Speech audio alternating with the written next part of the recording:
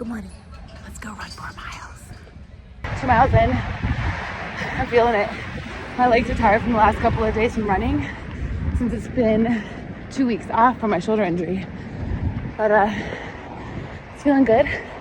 I'm listening to the New Heights podcast because our girlie Taylor Swift was on it. 2 miles done, 2 miles to go. 4 miles done. Oh, and my laundry just ended. Oh, perfect timing. I am sweaty and gross, and I want to leave in like 20 minutes. I don't think that's gonna happen. I think we're gonna not go in early today.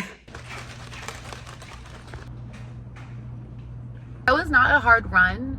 I'm just getting slowly back into shape, and it was still kind of hard. I wanted to talk about the first week of 86 Challenge is done. So it's Thursday. I guess yesterday was technically the week, the first week. So I wanted to talk about what benefits, what's worked for me and what hasn't, because this is also new. What's worked for me is, well, I don't really do drugs at all, so that hasn't been a problem. Drinking, I'm gonna follow my 3 checklist rule if I'm gonna have a drink.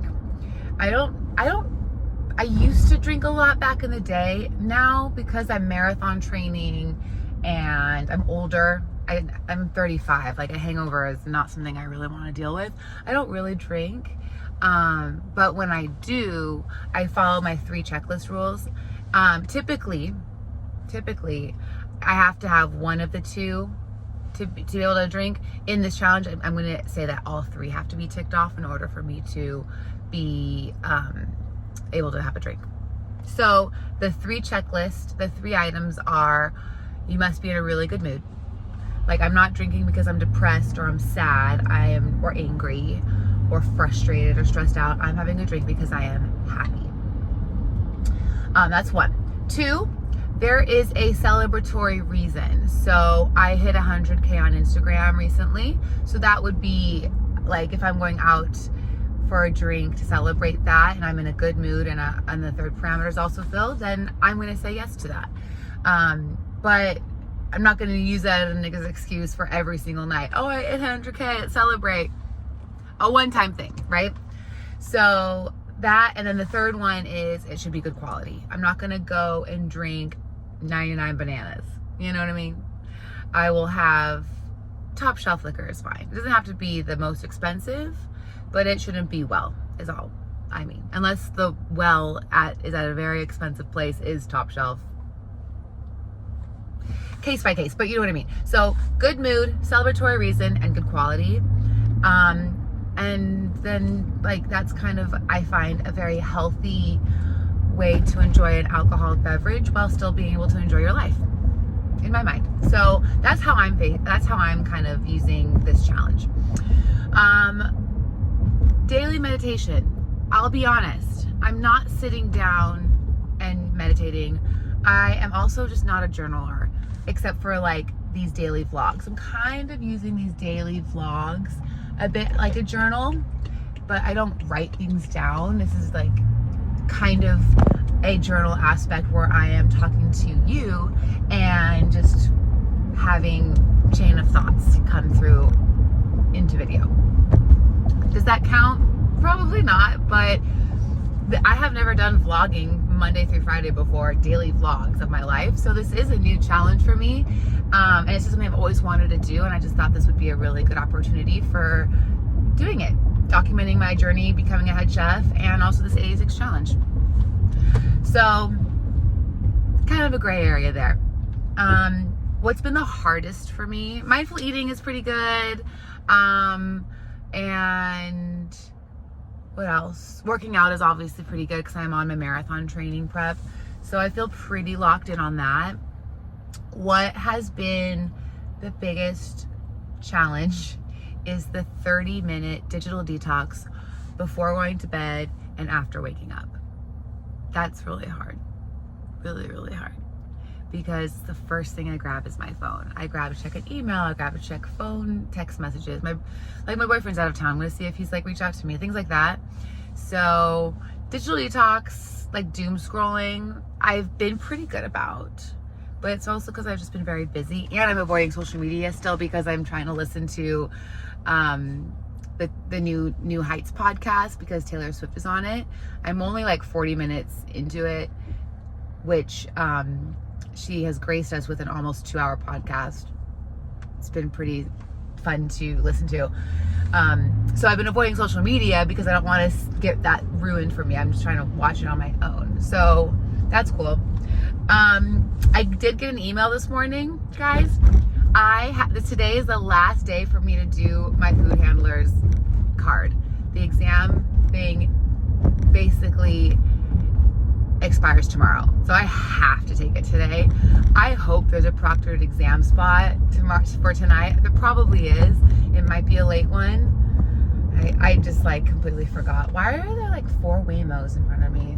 That is crazy. Anyway, so that's what we're gonna do tonight. I'm glad I got my run in because that's gonna consume my day with doing the exam. So now we're driving to work. Today is a pretty normal day. It's Thursday, and yeah, just a typical day at work. So I'll see you at work. We're starting off this morning with a meeting. Oh, they're wearing the beautiful white dresses. I was like, they look like goddesses.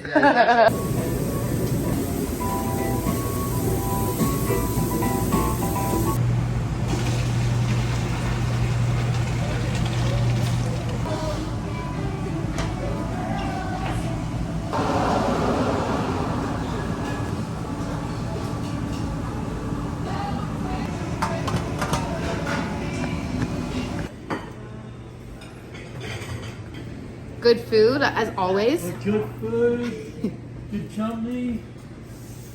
Oh yeah. I'm having some of the leftover moussaka from last night. It's so good. I have never had moussaka before, but wow, is it like incredible. If you're not familiar with it, it's a layered baked dish with eggplant on the bottom, sometimes potato, but we didn't do potato. Eggplant, ground beef that's cooked in like a tomato red wine sauce, and then topped with bechamel. You think you need to eat? I know, right? I get to eat for once. And topped with bechamel with a little bit of Parmesan, and you bake it, and it is so good. I love eggplant.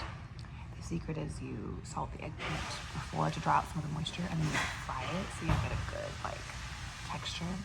Because eggplant can be very watery, but it really benefits from being fried.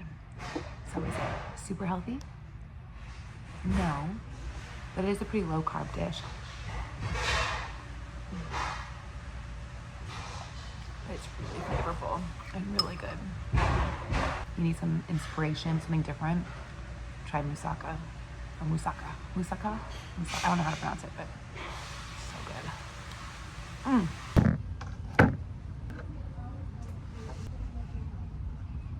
A snickerdoodle cookie and some cocoa tea.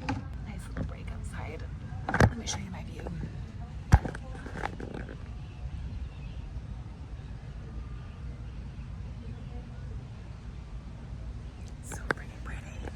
He's using it to promote his business, but there was no contract at all created.